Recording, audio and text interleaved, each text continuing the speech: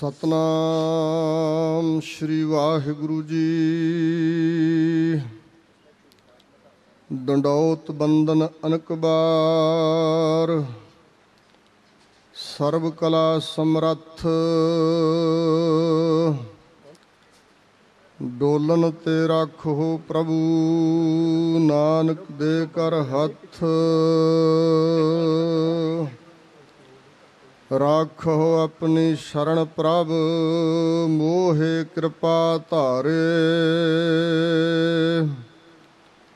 ਸੇਵਾ ਕਛੂ ਨ ਜਾਣਉ, ਨੀਚ ਮੂਰਖਾਰੇ। ਮਾਨ ਕਰੋ ਤੁਧ ਉਪਰੇ, ਮੇਰੇ ਪ੍ਰੀਤਮ ਪਿਆਰੇ। ਹਮ ਅਪਰਾਧੀ ਸਦ ਭੂਲ ਤੇ, ਤੁਮ ਬਖਸ਼ਨ ਹਾਰੇ। ਹਮ ਅਵਗਨ ਕਰਹਿ ਅਸੰਖ ਨੀਤ, ਤੁਮ ਨਿਰਗੁਣ ਦਾਤਾਰੇ। ਦਾਸੀ ਸੰਗਤ ਪ੍ਰਭੂ ਤਿਆਗ, ਏ ਕਰਮ ਹਮਾਰੇ। ਤੁਮ ਦੇਵ ਹੋ ਸਭ ਕਿਛ ਦਇਆ ਧਾਰ, ਹਮ ਅਕਰਤ ਕਨਾਰੇ। ਲਾਗ ਪਰੇ ਤੇਰੇ ਦਾਨ ਸਿਉ, ਨਹਿ ਚਿਤ ਖਸਮਾਰੇ।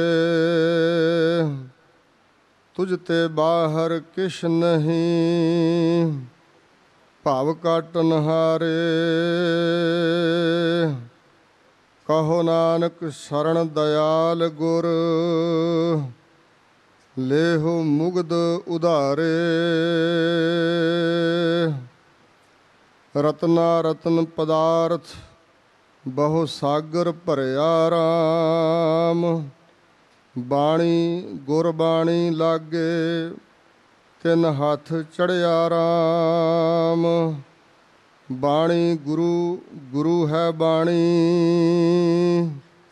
ਵਿੱਚ ਬਾਣੀ ਅੰਮ੍ਰਿਤ ਸਾਰੇ। ਗੁਰਬਾਣੀ ਕਹੈ ਸੇਵਕ ਜਨ ਮਾਨੈ, ਪ੍ਰਤੱਖ ਗੁਰੂ ਨਿਸਤਾਰੇ। ਧੰਨ ਕਹੋ ਗੁਰ ਅਰਜਨ ਕੋ, ਜਿਨ ਨਾਮ ਕੋ ਖੋਲ ਦਿਖਾਇਓ ਖਜ਼ਾਨਾ। ਰਾਗ ਹੀ ਰਾਗਨ ਮੈਂ ਸ਼ਬਦ ਬਣਾਏ ਕੈ, ਗੁਰੂ ਗ੍ਰੰਥ ਕੀਓ ਹੈ ਸੁਮੇਰ ਸੁਮਾਨਾ। ਦੇਖ ਸੁਮੇਰ ਤੇ ਹੇਮ ਨ ਲੇਵਤ, ਧਾਵਤ ਪਾਥਰ ਕਉ ਅਗਿਆਨਾ। ਰੇ ਮਨ ਮੂੜ ਨਾ ਸੂਝਤ ਤੋਹੇ ਕਉ, ਪੀ ਕੈ ਬਾਰਨੀ ਭਇਓ ਮਸਤਾਨਾ। ਹਰ ਦਾਸਨ ਸਿਉ ਪ੍ਰੀਤ ਹੈ, ਹਰ ਦਾਸਨ ਕੋ ਮਿਤ। ਹਰ ਦਾਸਨ ਕੈ ਵਸ ਹੈ, ਜਿਉ ਜੰਤੀ ਕੈ ਵਸ ਜੰਤ। ਹਰ ਕੇ ਦਾਸ ਹਰ ਧਿਆਏ ਦੇ, ਕਰ ਪ੍ਰੀਤਮ ਸਿਉ ਨੇਹੋ। ਕਿਰਪਾ ਕਰਕੇ ਸੁਨਹੁ ਪ੍ਰਭ, ਸਭ ਜਗ ਮਹਿ ਵਰਸੈ ਮੇਹੋ। ਜੋ ਹਰ ਦਾਸਨ ਕੀ ਉਸਤਤ ਹੈ, ਸਾ ਹਰ ਕੀ ਵਡਿਆਈ। ਹਰ ਆਪਣੀ ਵਡਿਆਈ ਭਾਵਦੀ, ਜਨ ਕਾ ਜੈਕਾਰ ਕਰਾਈ। ਸੋ ਹਰ ਜਨ ਨਾਮ ਧਿਆਏ ਦਾ, ਹਰ ਹਰ ਜਨ ਇਕ ਸਮਾਨ। ਜਨ ਨਾਨਕ ਹਰ ਕਾ ਦਾਸ ਹੈ, ਹਰ ਪੈਜ ਰੱਖਹੁ ਭਗਵਾਨ। ਮੋਹ ਕਉ ਧਾਰ ਕਿਰਪਾ ਜਗ ਜੀਵਨ ਦਾਤੇ, ਹਰ ਸੰਤ ਪਗੀ ਲੈ ਪਾਵੈ। ਹਉ ਕਾਟੋਂ ਕਾਟ ਬਾੜ ਸਿਰ ਰਾਖੋ,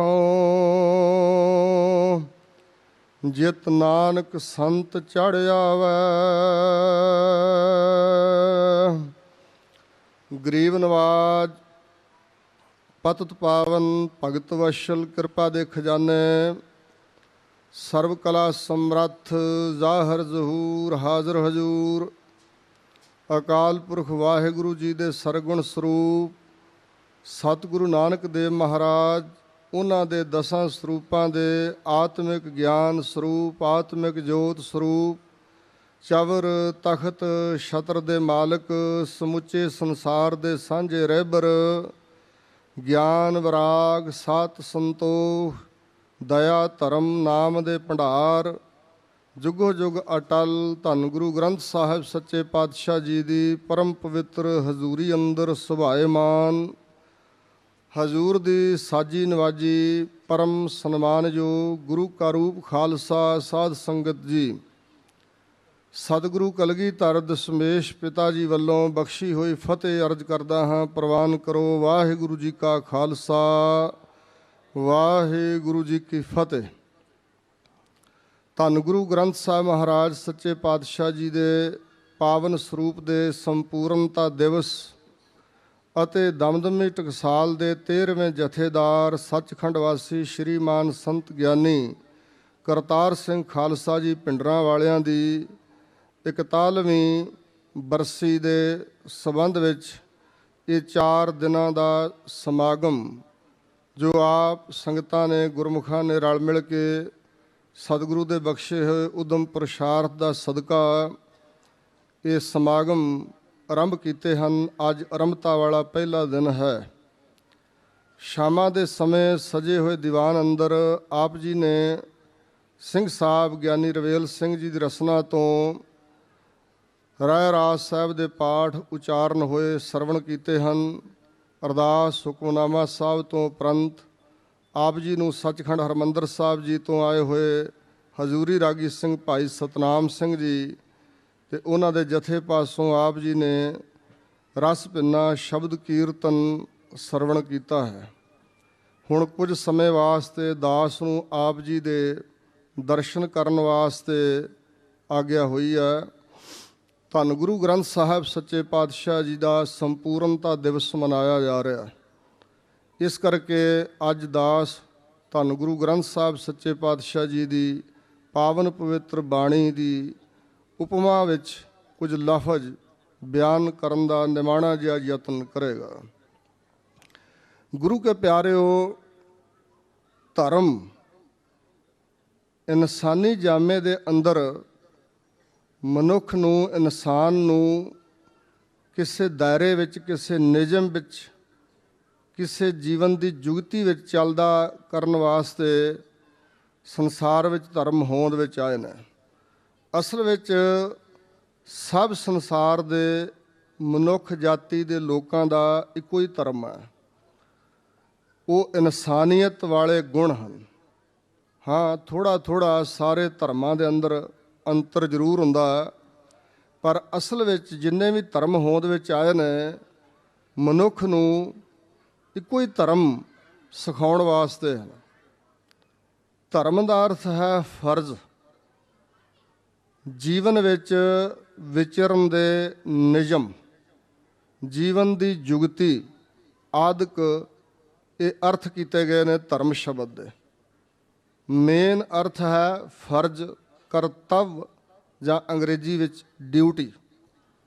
ਤੇ ਸਾਡੇ ਜਿੰਮੇ ਡਿਊਟੀ ਕੀ ਹੈ, ਸਾਡੇ ਫਰਜ਼ ਕੀ ਹਨ, ਸਾਡੇ ਕਰਤੱਵ ਕੀ ਨੇ, ਇਸ ਦਾ ਨਾਮ ਧਰਮ ਹੈ।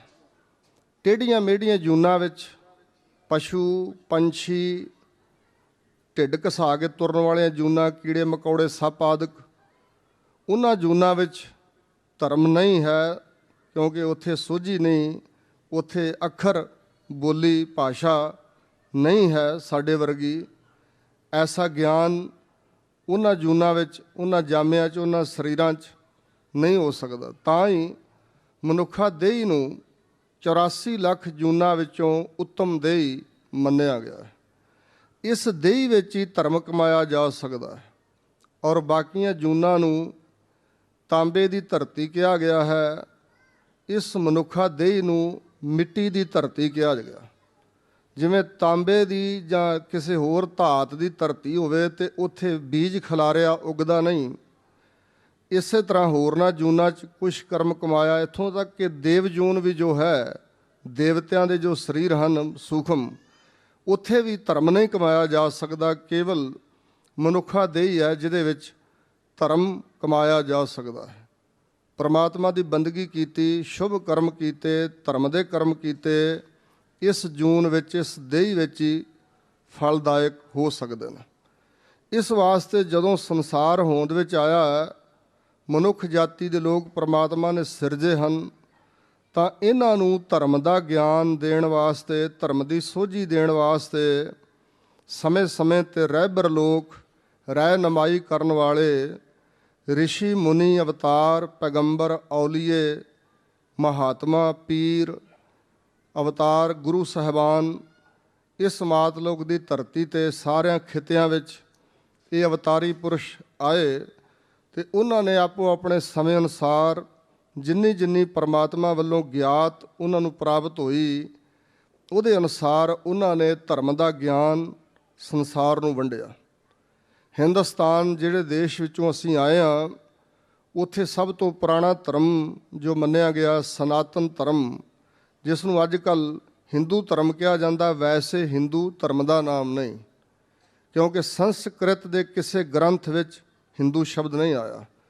ਜੇ ਅਕਸਰ ਧਰਮ ਦਾ ਨਾਮ ਹੁੰਦਾ ਹਿੰਦੂ, ਤੇ ਫਿਰ ਹਿੰਦੂ ਸ਼ਬਦ ਕਿਤੇ ਆਉਣਾ ਸੀ। ਰਹੋ ਵਿਚਾਰ ਇੱਕ ਵੱਖਰਾ ਵਿਸ਼ਾ ਹੈ। ਸਨਾਤਨ ਮਤ ਵਿੱਚ 4 ਮਹਾਨ ਗ੍ਰੰਥ ਮੰਨੇ ਗਏ ਨੇ, 4 ਵੇਦ ਜਿਨ੍ਹਾਂ ਨੂੰ ਕਿਹਾ ਜਾਂਦਾ। ਵੈਸੇ ਵੇਦ ਸ਼ਬਦ ਦਾ ਅਰਥ ਕੇਵਲ 4 ਵੇਦ ਨਹੀਂ, ਵਰਤ ਲਿਆ ਜਾਂਦਾ 4 ਗ੍ਰੰਥਾਂ ਵਾਸਤੇ ਵੇਦ ਸ਼ਬਦ, ਪਰ ਉਹਨਾਂ ਗ੍ਰੰਥਾਂ ਮੁਤਾਬਕ ਹੀ ਇਹ ਸੰਸਕ੍ਰਿਤ ਭਾਸ਼ਾ ਦਾ ਇੱਕ ਸ਼ਬਦ ਆ ਵਿਦ।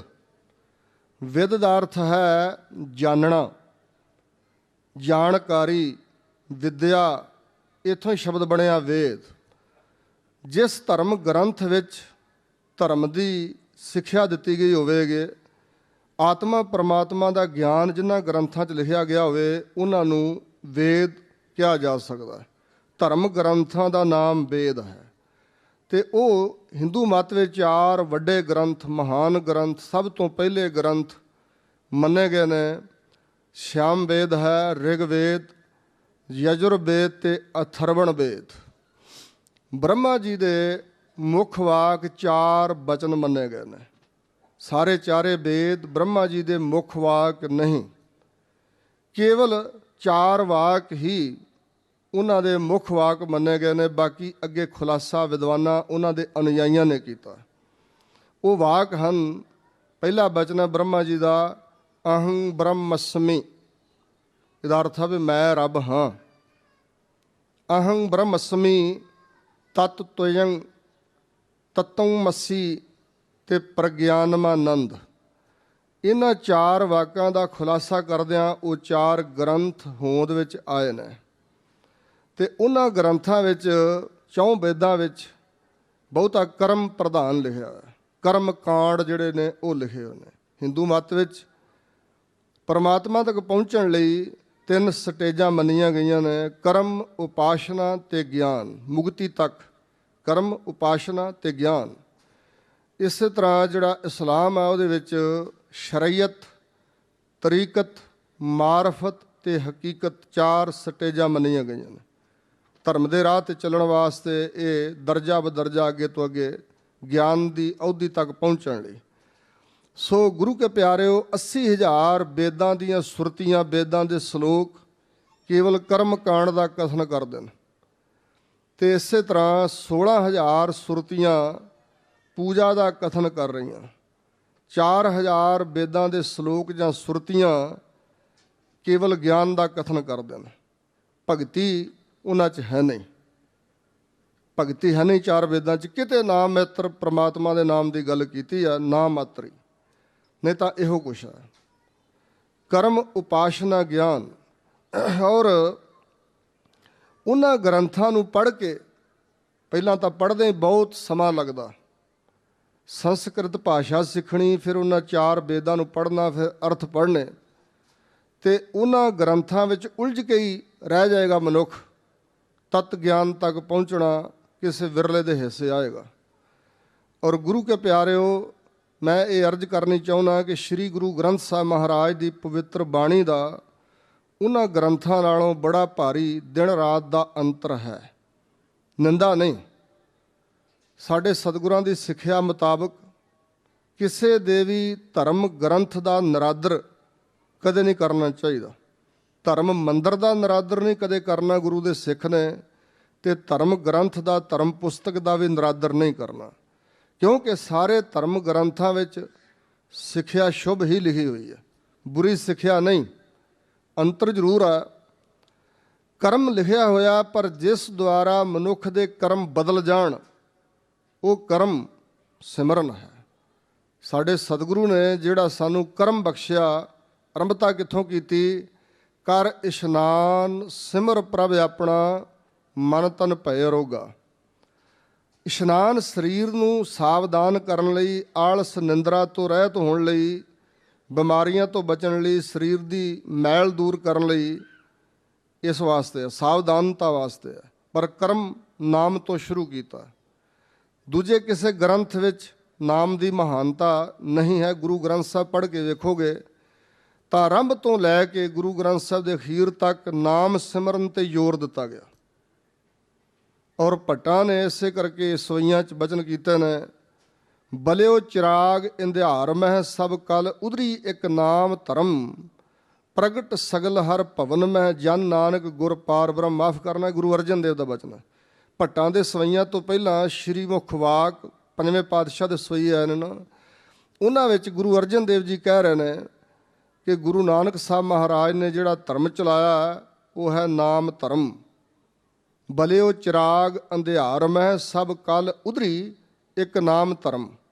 ਨਾਮ ਦਾ ਧਰਮ ਹੈ, ਮੁੱਢ ਨਾਮ ਹੈ ਜਿੱਥੋਂ ਧਰਮ ਦੀ ਪੈਦਾਇਸ਼ ਹੋਵੇਗੀ, ਕਿਉਂਕਿ ਨਾਮ ਹੀ ਮਨ ਦੀ ਮੈਲ ਉਤਾਰੇਗਾ।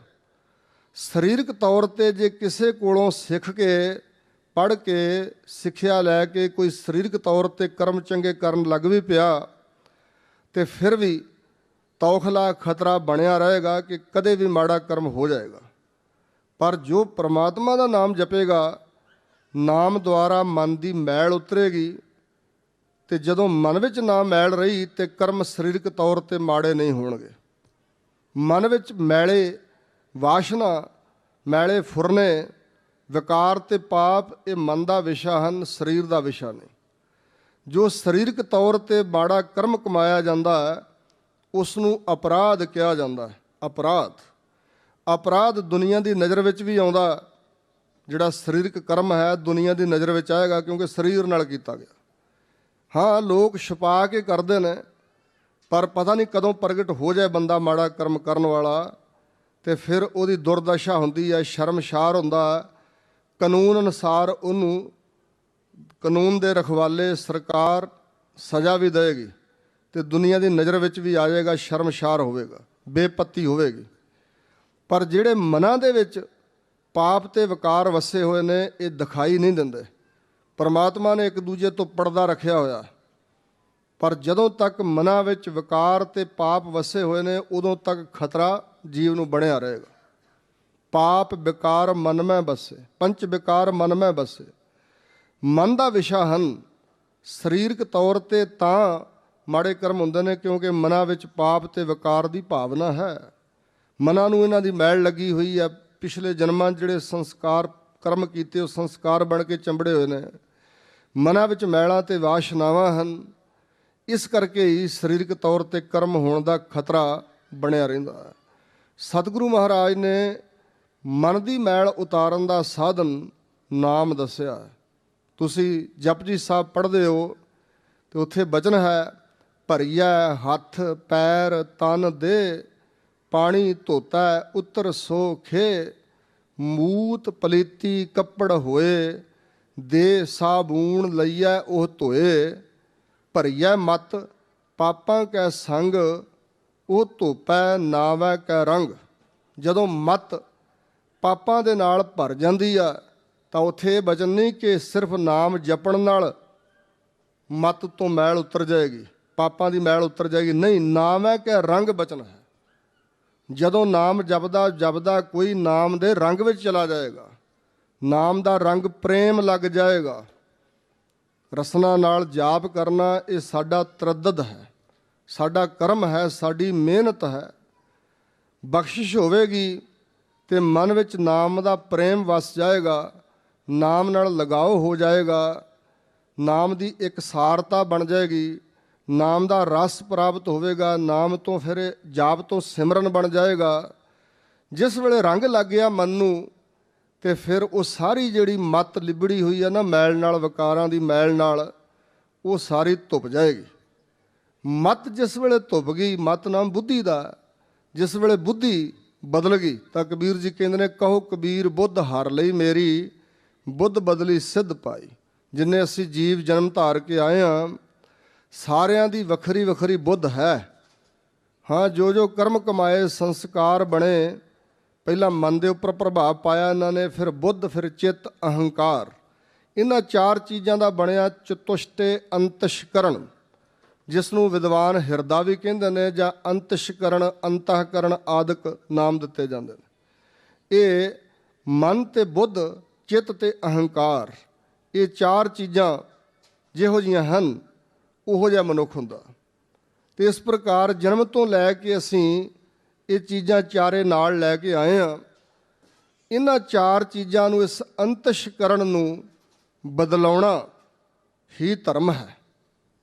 ਸਰੀਰਕ ਤੌਰ ਤੇ ਜਿਹੜੇ ਰਾਹ ਸਤਿਗੁਰਾਂ ਨੇ ਸਾਨੂੰ ਤੋਰਿਆ, ਉਸ ਰਾਹ ਤੇ ਚੱਲ ਕੇ ਅਸੀਂ ਇਹਨਾਂ ਚਾਰ ਚੀਜ਼ਾਂ ਦਾ ਸੁਧਾਰ ਕਰਨਾ। ਰਹੋ ਵਿਚਾਰ, ਮੈਂ ਬੇਨਤੀ ਕਰ ਰਿਹਾ ਸੀ ਕਿ ਚਾਰ ਵੇਦ ਹਨ, ਔਰ ਇਸੇ ਤਰ੍ਹਾਂ 27 ਸਿਮਰਤੀਆਂ, 18 ਪੁਰਾਣ, 6 ਸ਼ਾਸਤਰ, ਮਹਾਭਾਰਤ, ਰਾਮਾਇਣ, ਸ਼੍ਰੀਮਦ ਭਗਵਤ ਗੀਤਾ ਇਤਿਆਦਿਕ, ਔਰ ਸ਼੍ਰੀਮਦ ਭਾਗਵਤ ਗ੍ਰੰਥ ਹੈ ਵੱਡਾ ਸਾਰਾ, ਇਤਿਆਦਿਕ ਜਿੰਨੇ ਵੀ ਇਹ ਧਰਮ ਗ੍ਰੰਥ ਨੇ ਸਨਾਤਨ ਮਤ ਦੇ। ਪਹਿਲੀ ਗੱਲ ਤਾਂ ਇਹ ਕਿ ਕੋਈ ਵੀ ਇਹਨਾਂ ਦਾ ਧਰਮ ਗ੍ਰੰਥ ਸਮੁੱਚੇ ਦਾ ਸਮੁੱਚਾ ਮੁੱਖ ਵਾਕ ਨਹੀਂ। ਨਾ ਬ੍ਰਹਮਾ ਦੇ ਚਾਰੇ ਵੇਦ ਮੁੱਖ ਵਾਕ ਨੇ, ਨਾ ਭਗਵਤ ਗੀਤਾ ਸ਼੍ਰੀ ਕ੍ਰਿਸ਼ਨ ਜੀ ਦੀ ਮੁੱਖ ਵਾਕ ਹੈ। ਦੋ ਤਰ੍ਹਾਂ ਦੇ ਵਾਕ ਹੁੰਦੇ ਨੇ, ਇੱਕ ਮੁੱਖ ਵਾਕ, ਇੱਕ ਗੌਣ ਵਾਕ। ਮੁੱਖ ਵਾਕ ਦਾ ਅਰਥ ਹੈ ਮੂੰਹ ਤੋਂ, ਮੁੱਖ ਤੋਂ ਜਿਸ ਤਰ੍ਹਾਂ ਬੋਲਿਆ ਜਾਏ, ਹੂ ਬਹੂ ਉਸੇ ਤਰ੍ਹਾਂ ਲਿਖਿਆ ਜਾਏ, ਉਹਦੇ ਵਿੱਚ ਕੋਈ ਤਬਦੀਲੀ ਨਾ ਕੀਤੀ ਜਾਏ, ਉਹਨੂੰ ਕਹਿੰਦੇ ਨੇ ਮੁੱਖ ਵਾਕ ਬਚਨ।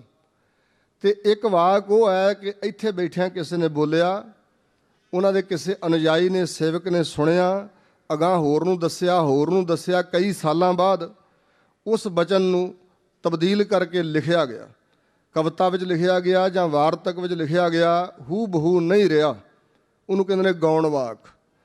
ਕ੍ਰਿਸ਼ਨ ਜੀ ਦੀ ਭਗਵਤ ਗੀਤਾ ਸਿਰਫ 7 ਸ਼ਲੋਕ ਵਿਦਵਾਨ ਇਸ ਨੂੰ ਮੰਨਦੇ ਨੇ ਕਿ ਕ੍ਰਿਸ਼ਨ ਜੀ ਦੇ ਮੁੱਖ ਵਾਕ ਨੇ। ਬਾਕੀ ਭਗਵਤ ਗੀਤਾ ਨੂੰ ਵੀ ਸਾਰੇ ਸਹਿਮਤ ਨਹੀਂ ਕਿ ਕ੍ਰਿਸ਼ਨ ਜੀ ਦੀ ਉਚਾਰੀ ਹੋਈ। ਬਾਕੀ ਦੁਨੀਆ ਦਾ ਕੋਈ ਗ੍ਰੰਥ ਉਹਨਾਂ ਰਹਿਬਰਾਂ ਦਾ ਮੁੱਖ ਵਾਕ ਗ੍ਰੰਥ ਨਹੀਂ, ਨਾ ਬਾਈਬਲ, ਨਾ ਤੁਰੇਤ, ਜੰਬੂਰ, ਅੰਜੀਲ, ਨਾ ਕੁਰਾਨ। ਇਹ ਯਹੂਦੀਆਂ ਦੇ, ਪਾਰਸੀਆਂ ਦੇ, ਇਸਲਾਮ ਧਰਮ ਵਾਲਿਆਂ ਦੇ ਇਹ ਗ੍ਰੰਥ ਮੁੱਖ ਵਾਕ ਨਹੀਂ। ਬਹੁਤ ਚਿਰ ਮਗਰੋਂ ਮੁਹੰਮਦ ਸਾਹਿਬ ਤੋਂ ਕੁਰਾਨ ਸ਼ਰੀਫ ਲਿਖਿਆ ਗਿਆ, ਬਾਈਬਲ ਬਹੁਤ ਚਿਰ ਮਗਰੋਂ ਈਸਾ ਜੀ ਤੋਂ ਲਿਖੀ ਗਈ ਹੈ ਇਤਿਆਦਿਕ। ਸਿੱਖ ਧਰਮ ਨੂੰ ਇਹ ਵਿਲੱਖਣ ਦਾਤ ਪ੍ਰਾਪਤ ਹੈ ਕਿ ਸਤਿਗੁਰੂ ਮਹਾਰਾਜ ਨੇ ਆਪਣੀ ਸਰੀਰਕ ਹੋਂਦ ਦੇ ਹੁੰਦਿਆਂ ਸ੍ਰੀ ਗੁਰੂ ਗ੍ਰੰਥ ਸਾਹਿਬ ਦੀ ਪਵਿੱਤਰ ਬਾਣੀ ਲਿਖਵਾਈ। ਪਹਿਲੀ ਉਦਾਹਰਨ ਤਾਂ ਮਿਲਦੀ ਹੈ ਭਾਈ ਗੁਰਦਾਸ ਜੀ ਦੀ ਰਚਨਾ ਵਿੱਚੋਂ ਕਿ ਜਦੋਂ ਗੁਰੂ ਬਾਬਾ ਜੀ ਮੱਕੇ ਸ਼ਰੀਫ ਗਏ ਨੇ, ਬਾਬਾ ਫਿਰ ਮੱਕੇ ਗਿਆ, ਨੀਲ ਬਸਤਰ ਧਾਰੇ ਬਨਵਾਰੀ, ਆਸਾ ਹੱਥ ਕਿਤਾਬ ਕੱਛ, ਪੂਜਾ ਬਾਗ ਮੁਸੱਲਾ ਧਾਰੀ। ਔਰ ਹਜੂਰ ਦੇ ਪਾਸ ਬਗਲ ਵਿੱਚ ਕੱਪੜੇ 'ਚ ਲਪੇਟ ਕੇ, ਰੁਮਾਲੇ 'ਚ ਲਪੇਟ ਕੇ, ਕੰਧ ਨਾਲ ਮੋਢੇ ਨਾਲ ਪੋਥੀ ਲਟਕਾਈ ਹੋਈ ਸੀ। ਕਿਉਂਕਿ ਜਿੰਨੇ ਹਾਜੀ ਹੱਜ ਕਰਨ ਜਾਂਦੇ ਸੀ ਉਹ ਕੁਰਾਨ ਸ਼ਰੀਫ ਇਸ ਤਰ੍ਹਾਂ ਨਾਲ ਲੈ ਕੇ ਜਾਂਦੇ ਸੀ, ਤੇ ਗੁਰੂ ਬਾਬਾ ਜੀ ਕੋਲ ਆਪਣੀ ਬਾਣੀ ਦੀ ਪੋਥੀ ਸੀ। ਕਿਉਂਕਿ ਇਸ ਬਚਨ ਤੋਂ ਸਿੱਧ ਹੋਇਆ, ਪੁੱਛਣ ਫੋਲ ਕਿਤਾਬ ਨੂੰ ਹਿੰਦੂ ਵੱਡਾ ਕੇ ਮੁਸਲਮਾਨ ਹੋਈ। ਜੇ ਉਹਨਾਂ ਦੇ ਧਰਮ ਗ੍ਰੰਥ ਪੋਥੀ ਹੁੰਦੀ ਕੁਰਾਨ ਸ਼ਰੀਫ, ਤਾਂ ਫਿਰ ਤਾਂ ਉਹ ਕਿਤਾਬ ਫੋਲ ਕੇ ਪੁੱਛਣ ਦੀ ਲੋੜ ਹੀ ਨਹੀਂ ਸੀ, ਉਹਨਾਂ ਨੂੰ ਪਤਾ ਵੀ ਕੁਰਾਨ ਸ਼ਰੀਫ 'ਚ ਕੀ ਲਿਖਿਆ ਹੋਇਆ। ਗੁਰੂ ਬਾਬਾ ਜੀ ਦੀ ਬਾਣੀ ਦੀ ਪੋਥੀ ਉਹਨਾਂ ਦੀ ਪੋਥੀ ਤੋਂ ਵੱਖਰੀ ਸੀ, ਭਿੰਨ ਸੀ, ਤੇ ਇਸ ਕਰਕੇ ਉਹਨਾਂ ਪੁੱਛਿਆ ਕਿ ਆਪਣੀ ਪੋਥੀ ਖੋਲ੍ਹ ਕੇ ਵਿਖਾਓ, ਇਹਦੇ ਵਿੱਚ ਹਿੰਦੂ ਨੂੰ ਵੱਡਾ ਕਿ ਮੁਸਲਮਾਨ ਨੂੰ ਵੱਡਾ ਲਿਖਿਆ ਹੋਇਆ। ਤਾਂ ਗੁਰੂ ਬਾਬਾ ਜੀ ਨੇ ਉਹਨਾਂ ਨੂੰ ਸਿਧਾਂਤ ਵਾਲੇ ਬਚਨ ਕਹੇ। ਭਾਈ ਗੁਰਦਾਸ ਜੀ ਕਹਿੰਦੇ ਨੇ, ਬਾਬਾ ਆਖੈ ਹਾਜੀਆਂ ਸ਼ੁਭ ਅਮਲਾ ਬਾਝੋਂ ਦੋਨੋਂ ਰੋਈ। ਮਹਾਰਾਜ ਕਹਿਣ ਲੱਗੇ ਇਹ ਕੋਈ ਅਥਾਰਟੀ ਲੈਟਰ ਨਾ ਤਾਂ ਮੁਸਲਮਾਨਾਂ ਨੂੰ ਦਿੱਤਾ ਜਾ ਸਕਦਾ ਕਿ ਮੁਸਲਮਾਨਾਂ ਦੇ ਘਰ ਜਿਹੜੇ ਜੰਮੇ ਉਹ ਸਿੱਧੇ ਸੱਚਖੰਡ ਬਹਿਸ਼ਤ ਵਿੱਚੋਂ ਆਏ ਨੇ ਤੇ ਬਹਿਸ਼ਤ ਨੂੰ ਹੀ ਜਾਣਗੇ। ਉਹ ਸਣ ਟੋਪੀ, ਸਣ ਕੱਪੜੇ, ਜੁੱਤੇ, ਸਣੇ ਖੁਦਾ, ਸਾਰੇ ਮਾੜੇ ਕਰਮ ਕਰਨ ਤੇ ਫਿਰ ਵੀ ਪ੍ਰਵਾਨ ਨੇ, ਐਸਾ ਨਹੀਂ ਹੋ ਸਕਦਾ। ਤੇ ਐਸਾ ਵੀ ਨਹੀਂ ਹੋ ਸਕਦਾ ਕਿ ਹਿੰਦੂਆਂ ਦੇ ਘਰ ਜਿਹੜੇ ਜੰਮੇ ਉਹ ਸਿੱਧੇ ਸੱਚਖੰਡ ਜਾਣਗੇ, ਬੈਕੁੰਠ ਨੂੰ ਜਾਣਗੇ। ਉਹ ਨਹੀਂ ਮਾੜਾ ਉਹਨਾਂ 'ਚੋਂ ਕੋਈ ਹੋ ਸਕਦਾ, ਨਹੀਂ। ਇਹ ਤਾਂ ਹਰ ਜੀਵ ਦਾ ਆਪੋ ਆਪਣਾ ਕਰਮ ਹੈ। ਧਰਮ ਹਿੰਦੂ, ਸਨਾਤਨ ਮਤ ਜਾਂ ਮੁਸਲਮਾਨ ਚੰਗੀ ਸਿੱਖਿਆ ਦੇਣ ਲਈ, ਸਿੱਖਿਆ ਪ੍ਰਾਪਤ ਕਰਨ ਲਈ ਹੈ। ਤੇ ਜੇ ਉਹਨਾਂ ਗ੍ਰੰਥਾਂ ਦੀ ਸਿੱਖਿਆ ਤੁਸੀਂ ਕਮਾਉਂਦੇ ਨਹੀਂ, ਧਾਰਨ ਨਹੀਂ ਕਰਦੇ ਆਪਣੇ ਜੀਵਨ ਵਿੱਚ, ਤੇ ਫਿਰ ਜ਼ਰੂਰੀ ਨਹੀਂ ਕਿ ਤੁਸੀਂ ਤਰੋਗੇ, ਨਹੀਂ। ਹਿੰਦੂ ਮੁਸਲਮਾਨ ਦੋਏ ਦਰਗਹਿ ਅੰਦਰ ਲੈਣ ਨਾ ਢੋਈ। ਔਰ ਇਸ ਪ੍ਰਕਾਰ ਸਤਿਗੁਰੂ ਬਾਬਾ ਜੀ ਨੇ ਸਾਨੂੰ ਵੀ ਸਿੱਖਿਆ ਪ੍ਰਦਾਨ ਕੀਤੀ ਹੈ। ਸਿੱਖ ਕਿਸ ਨੂੰ ਕਹਿੰਦੇ ਨੇ? ਸਿੱਖੀ ਸਿੱਖਿਆ ਗੁਰ ਵਿਚਾਰ, ਨਦਰੀ ਕਰਮ ਲੰਘਾਏ ਪਾਰ। ਸਤਿਗੁਰੂ ਮਹਾਰਾਜ ਨੇ ਸਾਨੂੰ ਸਿੱਖਿਆ ਦੇ ਨਾਲ ਜੋੜਿਆ, ਆਪਣੀ ਪਵਿੱਤਰ ਬਾਣੀ, ਆਪਣੇ ਮੁੱਖ ਵਾਗ ਬਚਨਾਂ ਨਾਲ ਜੋੜਿਆ। ਤੇ ਪਹਿਲੇ ਜਾਮੇ 'ਚ ਬਚਨ ਕੀਤਾ, ਸ਼ਬਦ ਗੁਰੂ ਸੁਰਤ ਧੁਨ ਚੇਲਾ। ਸ਼ਬਦ ਨੂੰ ਆਪਣਾ ਗੁਰੂ ਬਣਾਉਣਾ ਤੇ ਸੁਰਤ ਵਿੱਚੋਂ ਜਿਹੜੀ ਧੁਨੀ, ਸ਼ਬਦ ਦੀ ਧੁਨੀ ਹੈ ਨਾ, ਆਵਾਜ਼, ਇਸ ਸੁਰਤ ਨੂੰ ਸ਼ਬਦ ਦੀ ਧੁਨੀ ਦਾ ਚੇਲਾ ਬਣਾਉਣਾ। ਇਸ ਤਰ੍ਹਾਂ ਪਾਰ ਉਤਾਰਾ ਹੋਵੇਗਾ, ਸ਼ਬਦ ਨਾਲ ਜੁੜੋਗੇ। ਸ਼ਬਦ ਮਿਲੇ ਸੇ ਵਿਛੜ ਹੈ ਨਾਹੀਂ, ਗੁਰੂ ਨਾਨਕ ਸਾਹਿਬ ਦਾ ਬਚਨ ਹੈ। ਭਾਈ ਮਰਦਾਨਾ ਜੀ ਨੂੰ ਜਿਸ ਵੇਲੇ ਉਹਨਾਂ ਬੇਨਤੀ ਕੀਤੀ ਕਿ ਮਹਾਰਾਜ ਘਰ ਕਦੋਂ ਚੱਲਣਾ, ਆਰਾਮ ਦੇ ਵਿੱਚ ਸਨ ਸਤਿਗੁਰੂ, ਤੇ ਕਿਹਾ ਵੀ ਮਹਾਰਾਜ ਘਰ ਕਦੋਂ ਚੱਲਣਾ, ਤਾਂ ਹਜ਼ੂਰ ਕਹਿਣ ਲੱਗੇ, ਮਰਦਾਨਿਆ ਤੂੰ ਘਰ ਨੂੰ ਚੇਤੇ ਕੀਤਾ, ਪਰਸੋਂ ਤੇਰੀ ਘਰ ਜਾਣ ਦੀ ਤਿਆਰੀ ਹੈ ਪਰਲੋਕ ਨੂੰ। ਤਾਂ ਭਾਈ ਮਰਦਾਨਾ ਜੀ ਕਹਿਣ ਲੱਗੇ, ਮਹਾਰਾਜ ਤੁਸਾਂ ਤਾਂ ਬਚਨ ਕੀਤਾ ਅਸੀਂ ਤੋੜ ਨਿਭਾਵਾਂਗੇ, ਤੇ ਹੁਣੇ ਵਿਛੋੜ ਦੇਣ ਲੱਗੇ ਹੋ, ਮੈਂ ਤਾਂ ਤਲਵੰਡੀ ਵਾਲੇ ਘਰ ਦੀ ਗੱਲ ਕੀਤੀ ਹੈ। ਹਜ਼ੂਰ ਕਹਿਣ ਲੱਗੇ, ਮਰਦਾਨਿਆ ਤੇਰੇ ਕੋਲ ਸ਼ਬਦ ਹੈ, ਜੋ ਸਾਡੇ ਸ਼ਬਦ ਨਾਲ ਜੁੜਿਆ ਹੈ ਉਹ ਕਦੇ ਨਹੀਂ ਵਿਛੜੇਗਾ। ਤੇਰਾ ਮਿਲਾਪ ਸਦਾ ਸਾਡੇ ਨਾਲ ਬਣਿਆ ਰਹੇਗਾ। ਸਰੀਰਾਂ ਦਾ ਮਿਲਾਪ ਸਦੀਵੀ ਨਹੀਂ ਹੈ। ਸਰੀਰ ਬਣਦੇ ਹਨ, ਖਤਮ ਹੁੰਦੇ ਨੇ, ਸਰੀਰ ਮਿਲਦੇ ਹਨ, ਵਿਛੜਦੇ ਹਨ। ਇਸ ਕਰਕੇ ਸਰੀਰ ਸਾਡਾ ਸਰੂਪ ਵੀ ਨਹੀਂ ਹੈ। ਇਸ ਕਰਕੇ ਸਰੀਰ ਨਾਲ ਨਹੀਂ ਜੁੜਨਾ। ਤੈਨੂੰ ਸ਼ਬਦ ਬਖਸ਼ਿਆ ਹੈ, ਸ਼ਬਦ ਨਾਲ ਜੁੜਿਆ ਰਹੋ ਤੇ ਸਦਾ ਹੀ ਸਾਡੇ 'ਚ ਮਿਲਿਆ ਰਹੇਗਾ। ਇਸੇ ਤਰ੍ਹਾਂ ਸ਼੍ਰੀ ਗੁਰੂ ਹਰਗੋਬਿੰਦ ਸਾਹਿਬ ਮਹਾਰਾਜ ਨੂੰ ਭਾਈ ਬਿਧੀ ਚੰਦ ਨੇ ਬੇਨਤੀ ਕੀਤੀ ਸੀ ਕਿ ਸਤਿਗੁਰੂ ਜੀ ਅੱਜ ਆਪ ਜੀ ਚਿੱਟਾ ਬਾਣਾ ਪਾ ਕੇ ਬੈਠੇ ਹੋ, ਤੁਹਾਡਾ ਦਰਸ਼ਨ ਕਰਕੇ ਮਨ ਮੋਹਿਆ ਗਿਆ, ਤੇ ਮੇਰੀ ਇੱਛਾ ਹੈ ਤੁਹਾਡੀ ਤਸਵੀਰ ਬਣਾਉਣੀ। ਮਸਵਰ ਨੂੰ ਸੱਦ ਲਿਆਂਦਾ ਭਾਈ ਬਿਧੀ ਚੰਦ ਨੇ ਤੇ ਕਿਹਾ, ਮਹਾਰਾਜ ਤੁਹਾਡੀ ਤਸਵੀਰ ਬਣਾਉਣੀ ਹੈ। ਤਾਂ ਗੁਰੂ ਹਰਗੋਬਿੰਦ ਸਾਹਿਬ ਕਹਿਣ ਲੱਗੇ, ਨਹੀਂ ਬਿਧੀ ਚੰਦਾ, ਸਾਡੇ ਸਰੀਰ ਨਾਲ ਨਹੀਂ ਸਿੱਖ ਨੇ ਜੁੜਨਾ। ਸਰੀਰ ਖਤਮ ਹੋਣ ਵਾਲੀ ਚੀਜ਼ ਹੈ, ਸਾਡਾ ਸਰੂਪ ਸ਼ਬਦ ਹੈ। ਪਰ ਭਾਈ ਬਿਧੀ ਚੰਦ ਨੇ ਹੱਠ ਕੀਤਾ, ਜਿੱਦ ਕੀਤੀ ਕਿ ਮਹਾਰਾਜ ਠੀਕ ਆਪ ਜੀ ਦਾ ਉਪਦੇਸ਼ ਹੈ ਕਿ ਤੁਹਾਡਾ ਸਰੂਪ ਸ਼ਬਦ ਹੈ, ਅਸੀਂ ਸ਼ਬਦ ਨਾਲ ਵੀ ਜੁੜੇ ਹੋਏ ਹਾਂ, ਪਰ ਮੇਰੀ ਇੱਛਾ ਹੈ ਕਿ ਤੁਹਾਡੇ ਇਸ ਸਰੂਪ ਦੀ ਤਸਵੀਰ ਵੀ ਬਣਾ ਲਈ ਜਾਏ, ਉਤਾਰ ਲਈ ਜਾਏ, ਤੇ ਮੇਰੀ ਤਮੰਨਾ ਪੂਰੀ ਕਰੋ, ਮੇਰੀ ਸ਼ਰਧਾ ਪੂਰੀ ਕਰੋ। ਤਾਂ ਸਤਿਗੁਰਾਂ ਆਗਿਆ ਦੇਤੀ ਸੀ। ਉਹ ਤਸਵੀਰ ਬਣੀ। ਅੱਜ ਵੀ ਬਿਧੀ ਚੰਨੀਆਂ ਕੋਲ, ਬਾਬਾ ਅਵਤਾਰ ਸਿੰਘ ਜੀ ਕੋਲ ਉਹ ਤਸਵੀਰ ਮੌਜੂਦ ਹੈ। ਪਰ ਸਤਿਗੁਰੂ ਮਹਾਰਾਜ ਨੇ ਇਹੀ ਕਿਹਾ ਸੀ ਕਿ ਸਰੀਰ ਖਤਮ ਹੋਣ ਵਾਲੀ ਚੀਜ਼ ਹੈ, ਸਰੀਰ ਜੜ ਚੀਜ਼ ਹੈ, ਸਰੀਰ ਦੀ ਤਸਵੀਰ ਵੀ ਜੜ ਚੀਜ਼ ਹੈ। ਸ਼ਬਦ ਸਾਡਾ ਸਰੂਪ ਹੈ, ਸ਼ਬਦ ਹੀ ਜੀਵਨ ਦਾਨ ਦੇਣ ਵਾਲੀ ਵਸਤੂ ਹੈ। ਸ਼ਬਦ ਨਾਲ ਜੁੜਨਾ।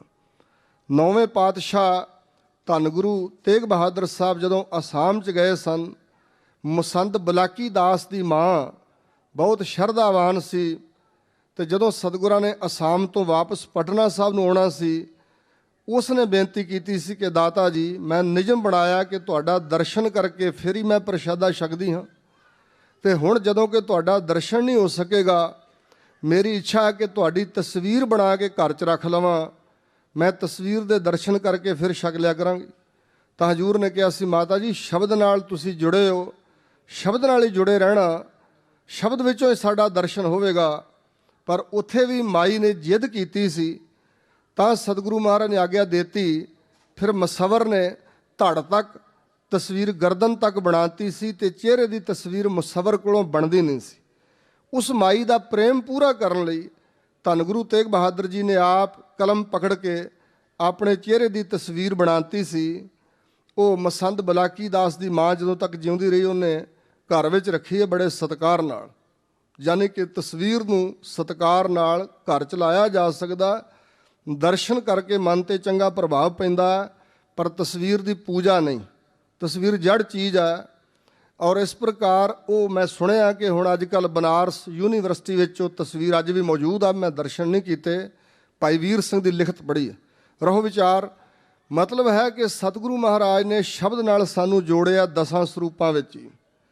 ਪੰਜਵੇਂ ਪਾਤਸ਼ਾਹ ਵੇਲੇ ਸਤਿਗੁਰੂ ਅਰਜਨ ਦੇਵ ਮਹਾਰਾਜ ਨੇ ਇਹ ਖਿਆਲ ਕਰਕੇ ਕਿ ਕੁਝ ਲੋਕ ਬਾਣੀ ਰਚਦੇ ਨੇ ਆਪਣੀ ਕਵਿਤਾ ਸ਼ਥਲ, ਉਹਦੇ ਵਿੱਚ ਜਿਵੇਂ ਪਿਰਥੀ ਚੰਦ ਦਾ ਪੁੱਤਰ ਸੀ ਮਿਹਰਬਾਨ, ਉਹ ਕਵਿਤਾ ਰਚਦਾ ਸੀ ਤੇ ਵਿੱਚ ਆਪਣਾ ਨਾਮ ਭਰਨ ਦੀ ਥਾਂ ਤੇ ਨਾਨਕ ਨਾਮ ਭਰ ਦਿੰਦਾ ਸੀ ਤੇ ਸਿੱਖਾਂ 'ਤੇ ਪ੍ਰਭਾਵ ਪਾਉਂਦਾ ਸੀ ਕਿ ਮੇਰੀ ਬਾਣੀ ਦਾ ਕੀਰਤਨ ਕਰੋ, ਮੇਰੀ ਬਾਣੀ ਪੜ੍ਹਿਆ ਕਰੋ। ਮਿਹਰਬਾਨ ਦੇ ਸ਼ਬਦ ਲਿਖੇ ਕਈ ਮਿਲਦੇ ਨੇ ਅੱਜ ਵੱਲ। ਪਰ ਗੁਰੂ ਅਰਜਨ ਦੇਵ ਮਹਾਰਾਜ ਨੇ ਖਿਆਲ ਕਰਕੇ ਕਿ ਸਿੱਖਾਂ ਤੋਂ ਨਖੇੜਾ ਕਰਨਾ ਔਖਾ ਹੋ ਜਾਏਗਾ। ਆਮ ਹੋਰ ਕਈ ਵਿਅਕਤੀ ਕੱਚ ਘਰੜ ਗਿਆਨ ਵਾਲੇ ਆਪਣੀ ਬਾਣੀ ਰਚ ਦੇਣਗੇ, ਵਿੱਚ ਪਾ ਦੇਣਗੇ ਨਾਨਕ ਨਾਮ, ਤੇ ਸਿੱਖਾਂ ਨੂੰ ਪਛਾਣ ਨਹੀਂ ਹੋਵੇਗੀ, ਸਧਾਰਨ ਸਿੱਖਾਂ ਨੂੰ। ਤਾਂ ਫਿਰ ਸਤਿਗੁਰੂ ਮਹਾਰਾਜ ਨੇ ਉਦਮ ਕੀਤਾ, ਪਹਿਲੇ ਸਤਿਗੁਰਾਂ ਦੀ ਬਾਣੀ ਦੀਆਂ ਪੋਥੀਆਂ ਜੋ ਅੰਮ੍ਰਿਤਸਰ ਸਾਹਿਬ ਬਾਬਾ ਮੋਹਨ ਜੀ ਪਾਸ ਸਨ, ਸ਼੍ਰੀ ਗੁਰੂ ਅਮਰਦਾਸ ਤੱਕ ਦੀ ਬਾਣੀ ਬਾਬਾ ਮੋਹਨ ਜੀ ਪਾਸ ਸੀ। ਹਜ਼ੂਰ ਨੇ ਕਿਹਾ ਸੀ ਪੰਜਵੇਂ ਜਾਮੇ 'ਚ ਤਾਂ ਇੱਥੋਂ ਬਾਣੀ ਲਵਾਂਗੇ। ਤਾਂ ਬਾਬਾ ਬੁੱਢਾ ਜੀ ਭੇਜੇ, ਤਾਂ ਉਹਨਾਂ ਦੀ ਸਮਾਧੀ ਥਾਨ ਨਹੀਂ ਸੀ ਹੋਈ। ਭਾਈ ਗੁਰਦਾਸ ਜੀ ਵੀ ਗਏ ਤਾਂ ਮੋਹਨ ਜੀ ਸਮਾਧੀ 'ਚ ਰਹਿੰਦੇ ਸੀ, ਸਮਾਧੀ ਨਹੀਂ ਹਿੱਲੀ। ਤਾਂ ਗੁਰੂ ਅਰਜਨ ਦੇਵ ਮਹਾਰਾਜ ਨੇ ਬਾਣੀ ਦਾ ਸਤਿਕਾਰ ਕਰਦਿਆਂ ਹੋਇਆਂ ਅੰਮ੍ਰਿਤਸਰ ਸਾਹਿਬ ਤੋਂ ਆਪ ਚੱਲ ਕੇ ਸ਼੍ਰੀ ਗੋਇੰਦਵਾਲ ਸਾਹਿਬ ਪਹੁੰਚੇ। ਜਿਸ ਪਾਲਕੀ 'ਚ ਸਵਾਰ ਹੋ ਕੇ ਗੁਰੂ ਅਰਜਨ ਦੇਵ ਜੀ ਗਏ, ਉਹ ਪਾਲਕੀ ਗੋਇੰਦਵਾਲ ਸਾਹਿਬ ਅੱਜ ਵੀ ਮੌਜੂਦ ਆ। ਹਜ਼ੂਰ ਨੇ ਫਿਰ ਗਲੀ ਵਿੱਚ ਖਲੋ ਕੇ ਸਰੰਦੇ ਦੇ ਨਾਲ ਇੱਕ ਸ਼ਬਦ ਉਚਾਰਨ ਕੀਤਾ, ਗਾਇਆ, ਮੋਹਨ ਤੇਰੇ ਉੱਚੇ ਮੰਦਰ ਮਹਿਲ ਅਪਾਰਾ, ਮੋਹਨ ਤੇਰੇ ਸੋਹਣ ਦਵਾਰ ਜੀਓ ਸੰਤ ਧਰਮਸ਼ਾਲਾ। ਇਹ ਸਾਰਾ ਸ਼ਬਦ 3 ਪੌੜੀਆਂ ਜਦੋਂ ਗਾਇਆ ਸੀ ਪ੍ਰਮਾਤਮਾ ਦੀ ਉਸਤਤ ਵਿੱਚ, ਤਾਂ ਉਸ ਵੇਲੇ ਮੋਹਨ ਜੀ ਸਮਾਧੀ ਉਥਾਨ ਹੋ ਗਈ ਸੀ ਤੇ ਭੱਜ ਕੇ ਆ ਕੇ ਮਿਲੇ। ਗੁਰੂ ਅਰਜਨ ਦੇਵ ਮਹਾਰਾਜ ਜੀ ਨੇ ਉਹਨਾਂ ਦੇ ਹਸਤਾ ਕਮਲਾਂ ਨੂੰ ਪਕੜ ਲਿਆ, ਕਿਉਂਕਿ ਮਾਮਾ ਜੀ ਲੱਗਦੇ ਸੀ, ਔਰ ਪੋਥੀਆਂ ਦੀ ਜਾਚਨਾ ਕੀਤੀ। ਤਾਂ ਬਾਬਾ ਮੋਹਨ ਜੀ ਨੇ ਪੋਥੀਆਂ ਲਿਆ ਕੇ ਗੁਰੂ ਅਰਜਨ ਦੇਵ ਜੀ ਨੂੰ ਸੌਂਪੀਆਂ। ਨਵੀਂ ਪਾਲਕੀ 'ਚ ਪੋਥੀਆਂ ਸੁਭਾਏਮਾਨ ਕਰਕੇ ਨੰਗੇ ਚਰਨੀ ਚੌਰ ਕਰਦੇ ਹੋਏ ਸ਼੍ਰੀ ਗੁਰੂ ਅਰਜਨ ਦੇਵ ਮਹਾਰਾਜ ਇੱਕ ਰਾਤ ਖਡੂਰ ਸਾਹਿਬ ਬਾਬਾ ਦਾਤੂ ਜੀ ਪਾਸ ਰਹਿ ਕੇ ਅਗਲੇ ਦਿਨ ਸ਼ਾਮਾਂ ਨੂੰ ਹਰਿਮੰਦਰ ਸਾਹਿਬ ਦੀਆਂ ਪਰਿਕਰਮਾ 'ਚ ਪਹੁੰਚੇ, ਜਿੱਥੇ ਦੁੱਖ ਭੰਜਣੀ ਬੇਰੀ ਦੇ ਨਾਲ 68 ਘਾਟ ਥੜਾ ਹੈ। ਉੱਥੇ ਪੋਥੀਆਂ ਦਾ ਉਤਾਰਾ ਕੀਤਾ ਗਿਆ ਪਾਲਕੀ ਦਾ। ਬਾਬਾ ਬੁੱਢਾ ਜੀ ਤੇ ਹੋਰ ਸਿੱਖ ਵਾਰੀ-ਵਾਰੀ ਚੌਰ ਸਾਹਿਬ ਦੀ ਸੇਵਾ ਕਰਦੇ ਰਹੇ। ਸਾਰੀ ਰਾਤ ਕੀਰਤਨ ਕਰਵਾਇਆ। ਉਸ ਤੋਂ ਬਾਅਦ ਸ਼੍ਰੀ ਗੁਰੂ ਅਰਜਨ ਦੇਵ ਜੀ ਨੇ ਜਿੱਥੇ ਅੱਜ ਕੱਲ੍ਹ ਰਾਮਸਰ ਸਾਹਿਬ ਹੈ, ਉੱਥੇ ਤੰਬੂ ਲਗਵਾਏ ਤੇ ਉੱਥੇ ਸਤਿਗੁਰੂ ਮਹਾਰਾਜ ਨੇ ਇਹ ਸ਼੍ਰੀ ਗੁਰੂ ਗ੍ਰੰਥ ਸਾਹਿਬ ਦਾ ਪਾਵਨ ਸਰੂਪ ਪੋਥੀ ਸਾਹਿਬ ਤਿਆਰ ਕਰਵਾਇਆ। ਗ੍ਰੰਥ ਸਾਹਿਬ ਆਪਣੀ ਬਾਣੀ ਵਿੱਚ ਰਚੀ। ਗੁਰੂ ਰਾਮਦਾਸ ਮਹਾਰਾਜ ਦੀ, ਹੋਰਨਾਂ ਭਗਤਾਂ ਦੀ, ਭੱਟਾਂ ਦੀ, ਗੁਰਸਿੱਖਾਂ ਦੀ ਇਹ ਬਾਣੀ ਵਿੱਚ ਸੰਕਲਿਤ ਕੀਤੀ, ਇਕੱਤਰ ਕੀਤੀ, ਔਰ ਇੱਕ ਵਰ੍ਹਾ ਲੱਗਾ। ਤੇ ਉਸ ਤੋਂ ਬਾਅਦ ਫਿਰ ਭਾਈ ਬੰਨੋ ਜੀ ਦੁਆਰਾ ਕੁਝ ਹੋਰ ਗੁਰਸਿੱਖ ਨਾਲ ਭੇਜ ਕੇ ਲਾਹੌਰ ਤੋਂ ਜਿਲਦ ਬਣਵਾ ਕੇ ਬੀੜ ਸਾਹਿਬ ਤਿਆਰ ਕਰਕੇ ਭਾਦਰੋਂ ਸੁਦੀ ਏਕਮ 1604 ਸਨ ਈਸਵੀ 1661 ਬਿਕਰਮੀ ਸੰਮਤ ਵਾਲੇ ਦਿਨ, ਭਾਦਰੋਂ ਸੁਦੀ ਏਕਮ ਯਾਨੀ ਮੱਸਿਆ ਤੋਂ ਅਗਲਾ ਦਿਨ, ਤੇ ਉਸ ਦਿਨ ਲੈ ਕੇ ਜਦੋਂ ਗੁਰਸਿੱਖ ਆਏ ਤਾਂ ਸ਼੍ਰੀ ਗੁਰੂ ਅਰਜਨ ਦੇਵ ਮਹਾਰਾਜ ਆਪ ਪਾਲਕੀ ਲੈ ਕੇ ਅੱਗੋਂ ਦੀ ਸਿੱਖ ਸੰਗਤਾਂ ਸਮੇਤ ਪਹੁੰਚੇ ਤੇ ਇਸ ਪੋਥੀ ਸਾਹਿਬ ਨੂੰ, ਗ੍ਰੰਥ ਸਾਹਿਬ ਨੂੰ ਉਤਾਰਾ ਕਰਾ ਕੇ ਪਾਲਕੀ ਵਿੱਚ ਅੱਜ ਵੀ ਨਗਰ ਕੀਰਤਨ ਉਸ ਦਿਨ ਕੀਤਾ ਜਾਂਦਾ ਹੈ। ਪਿਪਲੀ ਸਾਹਿਬ ਵਾਲੇ ਸਥਾਨ ਤੋਂ ਸਤਿਗੁਰੂ ਮਹਾਰਾਜ ਜੀ ਨਗਰ ਕੀਰਤਨ ਦੀ ਸ਼ਕਲ ਵਿੱਚ ਹਰਿਮੰਦਰ ਸਾਹਿਬ ਲੈ ਕੇ ਪੁੱਜੇ ਤਾਂ ਫਿਰ ਸਭਨਾਂ ਵਿੱਚੋਂ ਸ਼੍ਰੋਮਣੀ ਸਿੱਖ ਬਾਬਾ ਬੁੱਢਾ ਜੀ, ਬੁੱਢਾ ਸਾਹਿਬ ਖੋਲੋ ਗ੍ਰੰਥ ਲੇਹੋ ਆਵਾਜ਼ ਸੁਣੈ ਸਭ ਪੰਥ, ਭਾਈ ਬੁੱਢੇ ਗ੍ਰੰਥ ਕੋ ਖੋਲਾ ਲੈ ਆਵਾਜ਼ ਬੁੱਢਾ ਮੁਖ ਬੋਲਾ। ਸੂਹੀ ਮਹੱਲਾ ਪੰਜਵਾਂ। ਸੰਤਾਂ ਕੇ ਕਾਰਜ ਆਪ ਖਲੋਇਆ, ਹਰ ਕੰਮ ਕਰਾਵਣ ਆਇਆ ਰਾਮ, ਧਰਤ ਸੁਹਾਵੀ ਤਾਲ ਸੁਹਾਵਾ ਵਿੱਚ ਅੰਮ੍ਰਿਤ ਜਲ ਛਾਇਆ ਰਾਮ। ਉੱਚੀ ਬੁਲੰਦ ਆਵਾਜ਼ ਵਿੱਚ ਬਾਬਾ ਜੀ ਨੇ ਇਹ ਹੁਕਮਨਾਮਾ ਸਾਹਿਬ ਪੜ੍ਹ ਕੇ ਸੁਣਾਇਆ। ਸਤਿਗੁਰੂ ਜੀ ਨੇ ਫਿਰ ਕੀਰਤਨ ਦੀ ਆਰੰਭਤਾ ਕਰਵਾਈ। ਸਾਰਾ ਦਿਨ ਪਹਿਰ ਰਾਤ ਤੱਕ ਕੀਰਤਨ ਹੋਇਆ ਹਰਿਮੰਦਰ ਸਾਹਿਬ। ਫਿਰ ਸ਼ਾਮਾਂ ਨੂੰ ਪਹਿਰ ਰਾਤ ਗਈ ਨਾਲ ਸਤਿਗੁਰੂ ਜੀ ਨੇ ਸਿੱਖਾਂ ਨੇ ਪੁੱਛਿਆ ਸਤਿਗੁਰੂ ਜੀ ਨੂੰ ਕਿ ਮਹਾਰਾਜ ਪੋਥੀ ਸਾਹਿਬ ਦਾ ਉਤਾਰਾ ਕਿੱਥੇ ਕਰਾਉਣਾ। ਤਾਂ ਕੋਠਾ ਸਾਹਿਬ ਹਜੂਰ ਬਰਾਜਿਆ ਕਰਦੇ ਸਨ ਸ਼੍ਰੀ ਗੁਰੂ ਅਰਜਨ ਦੇਵ ਜੀ ਬਹੁਤਾ ਸਮਾਂ। ਕਦੇ ਕਦੇ ਗੁਰੂ ਕੇ ਮਹਿਲ ਸਥਾਨ ਆਪਣੇ ਪਰਿਵਾਰ ਕੋਲ ਜਾਂਦੇ ਸਨ। ਬਹੁਤੀ ਵਾਰੀ ਸਤਿਗੁਰੂ ਜੀ ਇਹ ਕੋਠਾ ਸਾਹਿਬ ਹਜੂਰ ਦਾ ਪਲੰਘ ਸੀ, ਇੱਥੇ ਬਰਾਜਦੇ ਸਨ। ਆਗਿਆ ਕੀਤੀ ਕਿ ਕੋਠਾ ਸਾਹਿਬ ਅਸਥਾਨ ਪਲੰਘ ਤੇ ਨਵੀਂ ਵਿਛਾਈ ਕਰਕੇ ਤੇ ਬੀੜ ਸਾਹਿਬ ਦਾ ਉਤਾਰਾ ਕਰਾਇਆ ਜਾਏ। ਜਿਸ ਵੇਲੇ ਇੰਜ ਕੀਤਾ ਗਿਆ ਤੇ ਹਜੂਰ ਨੂੰ ਫਿਰ ਸਿੱਖਾਂ ਨੇ ਪੁੱਛਿਆ ਮਹਾਰਾਜ ਤੁਹਾਡੇ ਲਈ ਵੀ ਨੇੜੇ ਹੋਰ ਪਲੰਘ ਢਹਾ ਦਈਏ। ਤਾਂ ਹਜੂਰ ਕਹਿਣ ਲੱਗੇ ਨਹੀਂ, ਅਸੀਂ ਭੂਮ ਆਸਣ ਕਰਾਂਗੇ। ਇਸ ਪਲੰਘ ਦੇ ਥੱਲੇ ਚਾਦਰ ਵਿਛਾਤੀ ਜਾਏ, ਉਸ ਚਾਦਰ ਤੇ ਅਸੀਂ ਬਰਾਜਾਂਗੇ। ਤਾਂ ਸਿੱਖਾਂ ਨੇ ਫਿਰ ਪ੍ਰਸ਼ਨ ਕੀਤਾ ਕਿ ਮਹਾਰਾਜ ਜੀ ਇਹ ਬਾਣੀ ਆਪ ਜੀ ਦੀ ਰਚੀ ਹੋਈ ਹੈ, ਇਸ ਬਾਣੀ ਦਾ ਆਪਣੇ ਨਾਲੋਂ ਵੀ ਵੱਧ ਸਨਮਾਨ ਕਿਉਂ ਕਰ ਰਹੇ ਹੋ। ਤਾਂ ਜੋ ਗੁਰੂ ਅਰਜਨ ਦੇਵ ਮਹਾਰਾਜ ਨੇ ਬਚਨ ਕੀਤੇ ਭਾਈ ਸੰਤੋਖ ਸਿੰਘ ਜੀ ਨੇ ਲਿਖੇ ਨੇ, ਸਤਿਗੁਰ ਕੇਰ ਸਰੀਰ ਹੈ ਜੋ ਸਭ ਥਾਨ ਸਮੇਂ ਸਭ ਨਾ ਦਰਸਾ ਹੈ। ਜਿਹੜੇ ਸਤਿਗੁਰਾਂ ਦੇ ਸਰੀਰ ਨੇ ਉਹ ਇੱਕੋ ਸਮੇਂ ਅਨੇਕਾਂ ਥਾਵਾਂ ਤੇ ਦਿਖਾਈ ਨਹੀਂ ਦੇ ਸਕਦੇ। ਸਰੀਰ ਇੱਕ ਦੇਸ਼ੀ ਹੁੰਦਾ ਹੈ, ਇੱਕ ਸਮੇਂ ਇੱਕ ਥਾਂ ਤੇ ਸਤਿਗੁਰੂ ਦੇ ਸਰੀਰ ਦਾ ਦਰਸ਼ਨ ਹੋ ਸਕਦਾ, ਬਹੁਤੀਆਂ ਥਾਵਾਂ ਤੇ ਇੱਕੋ ਸਮੇਂ ਦਰਸ਼ਨ ਨਹੀਂ ਹੁੰਦਾ। ਸਤਿਗੁਰ ਕੇਰ ਸਰੀਰ ਹੈ ਜੋ ਸਭ ਥਾਨ ਸਮੇਂ ਸਭ ਨਾ ਦਰਸਾ ਹੈ। ਗ੍ਰੰਥ ਹਿਰਦਾ ਗੁਰ ਕੋ ਇਹ ਜਾਨੋ ਉੱਤਮ ਹੈ ਸਭ ਥਾਨ ਰਹਿ ਹੈ। ਗੁਰੂ का ਜਿਹੜਾ ਇਹ ਸ਼ਬਦ ਹੈ, ਇਹ ਗ੍ਰੰਥ ਹੈ, ਇਹ ਗੁਰੂ ਸਾਹਿਬਾਨਾਂ ਦਾ ਹਿਰਦਾ ਹੈ। ਸਾਰਿਆਂ ਥਾਵਾਂ ਤੇ ਸਾਰਿਆਂ ਸਮਿਆਂ 'ਚ ਇਸ ਦੇ ਉਤਾਰੇ ਕਰਕੇ ਸਿੱਖ ਲਿਜਾ ਸਕਦੇ ਹਨ ਤੇ ਦਰਸ਼ਨ ਹੋ ਸਕਦੇ ਨੇ। ਪੂਜੋ ਚੰਦਨ ਕੇਸਰ ਕੋ ਘਾਸ, ਧੂਪ ਤੁਖਾਏ ਕੈ ਫੂਲ ਚੜਾਹੋ। ਇਸ ਗ੍ਰੰਥ ਸਾਹਿਬ ਦੀ ਪੂਜਾ ਕਰਨੀ ਹੈ ਸਿੱਖਾਂ ਨੇ। ਅੱਜ ਕੱਲ੍ਹ ਕਈ ਸੱਜਣ ਕਹਿ ਰਹੇ ਨੇ ਵੀ ਗ੍ਰੰਥ ਸਾਹਿਬ ਤੇ ਸੋਹਣੇ ਮਹਿੰਗੇ ਰਮਾਲੇ ਲਾਉਣ ਦੀ ਕੀ ਲੋੜ ਆ, ਸੋਹਣੀਆਂ ਪਾਲਕੀਆਂ ਪੀੜੇ ਸਾਹਿਬ ਬਣਾਉਣ ਦੀ ਕੀ ਲੋੜ ਆ, ਇਹ ਸੁਖਾਸਣ ਵਾਸਤੇ ਵਧੀਆ ਥਾਂ ਬਣਾਉਣ ਦੀ ਕੀ ਲੋੜ ਆ, ਐਸਾ ਕਹਿ ਰਹੇ ਨੇ। ਨਹੀਂ, ਗੁਰ ਕਾ ਸ਼ਬਦ ਰਤਨ ਹੈ ਹੀਰੇ ਜਿਤ ਜੜਾਓ। ਗੁਰੂ ਦਾ ਸ਼ਬਦ ਜਿਸ ਦੁਆਰਾ ਸਾਡੀ ਕਲਿਆਣ ਹੋਣੀ ਹੈ, ਜਿਸ ਸ਼ਬਦ ਨੂੰ ਸਤਿਗੁਰਾਂ ਨੇ ਗੁਰਗੱਦੀ ਦਿੱਤੀ ਹੈ, ਪਹਿਲੇ ਜਾਮੇ ਤੋਂ ਲੈ ਕੇ ਪ੍ਰਚਾਰ ਕੀਤਾ ਕਿ ਇਹ ਮੇਰਾ ਹਿਰਦਾ ਸਰੂਪ ਹੈ। ਅਗਰ ਉਸ ਸ਼ਬਦ ਨਾਲ ਅਸੀਂ ਪੜ੍ਹ ਕੇ ਸਮਝ ਵਿਚਾਰ ਇਹ ਕਲਿਆਣ ਦਾ ਰਾਹ ਪ੍ਰਾਪਤ ਕਰਨਾ ਤੇ ਸਤਿਕਾਰ ਕਿਉਂ ਨਹੀਂ। ਪੂਜਾ ਵੀ ਉਸ ਚੀਜ਼ ਦੀ ਹੋਵੇਗੀ। ਇੱਕ ਗੁਰੂ ਗ੍ਰੰਥ ਸਾਹਿਬ ਵਿੱਚ ਬਚਨ ਹੈ, ਤਰ ਤਾਰ ਅਪਵਿੱਤਰ ਕਰ ਮਾਨੀਆ ਰੇ, ਜੈਸੇ ਕਾਗਰਾ ਕਰਤ ਵਿਚਾਰੰ, ਭਗਤ ਭਗਾਉਤ ਲਿਖੀਐ ਤੇ ਉਪਰੇ, ਪੂਜੀਐ ਕਰ ਨਮਸਕਾਰੰ। ਭਗਤ ਜੀ ਕਹਿੰਦੇ ਨੇ ਕਿ ਤਾੜੀ ਦਾ ਬਿਰਸ਼, ਤਰ ਤਾਰ, ਤਰ ਮੈਨੇ ਬਿਰਸ਼, ਤਾਰ ਮੈਨੇ ਤਾੜੀ ਭਾਸ਼ਾ ਹੈ। ਰਾੜੇ ਦੀ ਥਾਂ ਦਰਾਰਾ ਵਰਤਿਆ ਜਾਂਦਾ ਮਹਾਰਾਸ਼ਟਰ ਵੱਲ। ਤਾੜੀ ਦਾ ਜੋ ਬਿਰਸ਼ ਹੈ ਉਹਦੇ ਵਿੱਚੋਂ ਮਹੂਆ ਨਿਕਲਦਾ, ਸ਼ਰਾਬ ਸਿਮਦੀ ਆ। ਜਿਹੜੇ ਗਰੀਬ ਲੋਕ ਨੇ ਉਹ ਸ਼ਾਮਾਂ ਨੂੰ ਟੱਕ ਲਾ ਕੇ ਕੱਪ ਜੇ ਬੰਨ੍ਹ ਆਉਂਦੇ ਨੇ ਤੇ ਸਵੇਰੇ ਜਾ ਕੇ ਉਹ ਕੱਪ ਭਰੇ ਹੁੰਦੇ ਆ ਸ਼ਰਾਬ ਨਾਲ, ਉਹਦੇ ਵਿੱਚੋਂ ਨਿਕਲਦੀ ਹੈ ਸ਼ਰਾਬ। ਉਹ ਪੀ ਕੇ ਆਪਣਾ ਝੱਸ ਪੂਰਾ ਕਰਦੇ, ਆਪਣੇ ਨਸ਼ੇ ਨੂੰ ਖੇਡਦੇ ਨੇ। ਇਸ ਕਰਕੇ ਜਿਹੜੇ ਹਿੰਦੂ ਮਤ ਦੇ ਸਾਧੂ ਸੰਤ ਨੇ ਉਸ ਬਿਰਸ਼ ਦੀ ਛਾਵੇਂ ਨਹੀਂ ਬਹਿੰਦੇ, ਉਸ ਬਿਰਸ਼ ਦੇ ਨੇੜਿਓਂ ਨਹੀਂ ਲੰਘਦੇ ਵੀ ਇਹ ਅਪਵਿੱਤਰ ਦਰਖਤ ਆ, ਇਹਦੇ ਵਿੱਚੋਂ ਸ਼ਰਾਬ ਸਿਮਦੀ ਹੈ ਜੋ ਬੁੱਧੀਆਂ ਭ੍ਰਿਸ਼ਟ ਕਰਦੀ। ਸਾਰੇ ਧਰਮ ਗ੍ਰੰਥਾਂ ਵਿੱਚ ਸ਼ਰਾਬ ਨੂੰ ਨਖੇਧ ਕਿਹਾ ਗਿਆ, ਸ਼ਰਾਬ ਪੀਣ ਤੋਂ ਵਰਜਿਆ ਗਿਆ। ਕੁਰਾਨ ਸ਼ਰੀਫ ਵਿੱਚ ਬੜੀ ਵੱਡੀ ਹਦਾਇਤ ਹੈ। ਸ਼੍ਰੀ ਗੁਰੂ ਗ੍ਰੰਥ ਸਾਹਿਬ, ਭਗਵਦ ਗੀਤਾ, ਸਭ ਗ੍ਰੰਥਾਂ 'ਚ, ਸਭ ਧਰਮਾਂ 'ਚ ਸ਼ਰਾਬ ਦੀ ਨਖੇਧੀ ਕੀਤੀ ਗਈ ਵੀ ਨਹੀਂ ਸ਼ਰਾਬ ਪੀਣੀ। ਔਰ ਇਸ ਪ੍ਰਕਾਰ ਉਸ ਬਿਰਸ਼ ਵਿੱਚੋਂ ਸ਼ਰਾਬ ਸਿਮਦੀ ਆ, ਮਹੂਆ ਨਸ਼ੇ ਵਾਲੀ ਚੀਜ਼, ਨਸ਼ੇ ਵਾਲਾ ਰਸ, ਇਸ ਕਰਕੇ ਉਸ ਬਿਰਸ਼ ਨੂੰ ਨਖਿੱਧ ਕਿਹਾ ਜਾਂਦਾ। ਪਰ ਭਗਤ ਜੀ ਕਹਿੰਦੇ ਨੇ ਪੁਰਾਣੇ ਸਮਿਆਂ ਦੇ ਵਿੱਚ ਉਸ ਬਿਰਸ਼ ਦੀ ਛਿੱਲ ਦਾ ਕਾਗਜ਼ ਬਣਦਾ ਸੀ, ਤੇ ਭਗਤ ਜੀ ਕਹਿ ਰਹੇ ਨੇ ਉਸੇ ਬਿਰਸ਼ ਦੀ ਛਿੱਲ ਦਾ ਬਣਿਆ ਹੋਇਆ ਕਾਗਜ਼, ਉਸ ਕਾਗਜ਼ ਉੱਪਰ ਭਗਤ ਭਗਾਉਤ ਲਿਖੀ ਹੈ ਤੇ ਉੱਪਰ ਪਰਮਾਤਮਾ ਦੀ ਭਗਤੀ ਵਾਲਾ ਬਚਨ ਉਹਦੇ ਤੇ ਲਿਖ ਦਿੱਤਾ ਜਾਏ ਤੇ ਪੂਜੀਐ ਕਰ ਨਮਸਕਾਰੰ, ਨਮਸਕਾਰ ਕਰਨੀ ਪਵੇਗੀ, ਉਹਦੀ ਪੂਜਾ ਕਰਨੀ ਪਵੇਗੀ, ਕਿਉਂਕਿ ਰੱਬ ਦਾ ਨਾਮ ਹੈ। ਅਗਰ ਹੋਰ ਮਤਾਂ ਦੇ ਲੋਕ ਗੁਰੂ ਗ੍ਰੰਥ ਸਾਹਿਬ ਨੂੰ ਗੁਰੂ ਨਹੀਂ ਵੀ ਮੰਨਣਗੇ, ਜੇ ਰੱਬ ਦੇ ਸੱਚੇ ਸੁੱਚੇ ਭਗਤ ਹੋਣ, ਰੱਬ ਨੂੰ ਮੰਨਣ ਵਾਲੇ ਹੋਣ, ਤਾਂ ਕਿਸੇ ਵੀ ਧਰਮ ਗ੍ਰੰਥ ਦਾ ਨਿਰਾਦਰ ਨਹੀਂ ਕਰ ਸਕਦੇ। ਗਲੀਚ ਲੋਕ ਹਨ, ਗਿਰੇ ਹੋਏ ਬੁੱਧੀਆਂ ਭ੍ਰਿਸ਼ਟ ਪਸ਼ੂ ਬਿਰਤੀਆਂ ਹਨ, ਜੋ ਕਿਸੇ ਵੀ ਧਰਮ ਗ੍ਰੰਥ ਦਾ ਨਿਰਾਦਰ ਕਰਦੇ ਨੇ, ਕਿਸੇ ਵੀ ਧਰਮ ਗ੍ਰੰਥ ਦਾ। ਸ੍ਰੀ ਗੁਰੂ ਗ੍ਰੰਥ ਸਾਹਿਬ ਤੋਂ ਉੱਪਰ ਤਾਂ ਹੈ ਹੀ ਕੁਛ ਨਹੀਂ ਦੁਨੀਆ ਤੇ। ਇਸ ਕਰਕੇ ਉਹਨਾਂ ਦੁਸ਼ਟਾਂ ਨੂੰ ਖਤਮ ਕਰ ਦਿੱਤਾ ਜਾਏ, ਅੱਗ 'ਚ ਸਾੜ ਦਿੱਤਾ ਜਾਏ ਤੇ ਕੋਈ ਪਾਪ ਨਹੀਂ ਲੱਗੇਗਾ।